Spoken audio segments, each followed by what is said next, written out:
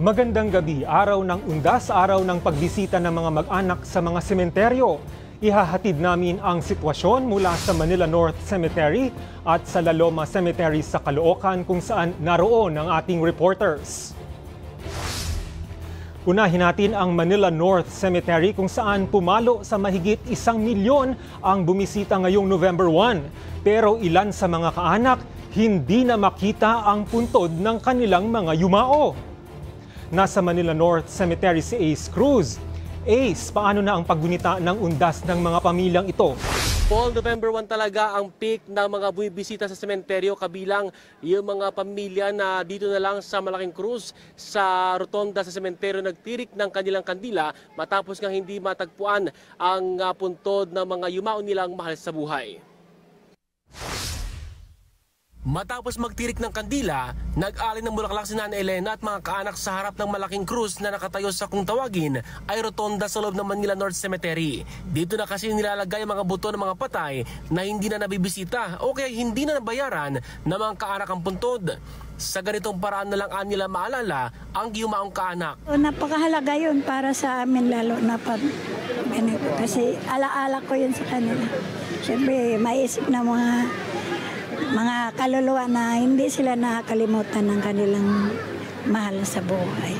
Kasi parang yung emosyon, masasabi mo sa sarili mo na kahit paano, kahit nawala na yung kapatid mo, at least naaalala pa rin ba siya.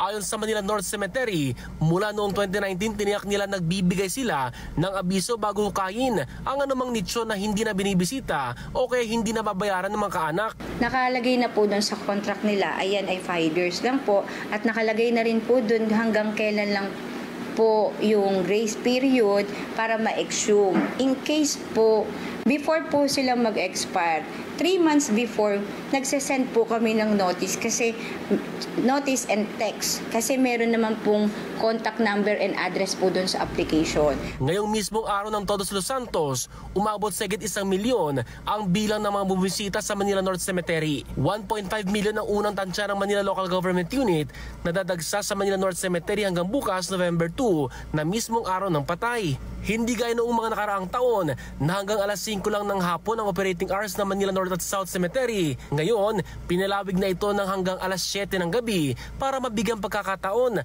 ang mga kaanak na manggagaling sa malalayong lugar na makabisita. Tomorrow naman po ay Sabado at meron pa po tayong Linggo. So meron pa po silang mga araw na po pwede pong pumunta po dito sa sementeryo. Tsaka kaya naman po kami hindi nagpapa-overnight para po magkaroon naman po kami ng pagkakataon na malinis po yung sementeryo natin dahil milyon po yan. Expected po may dumi.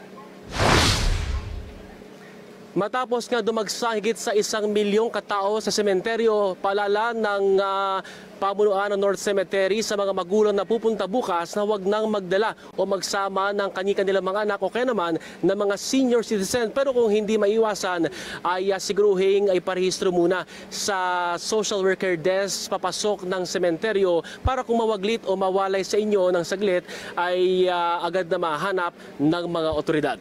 Paul? Salamat Ace Cruz mula sa Manila North Cemetery.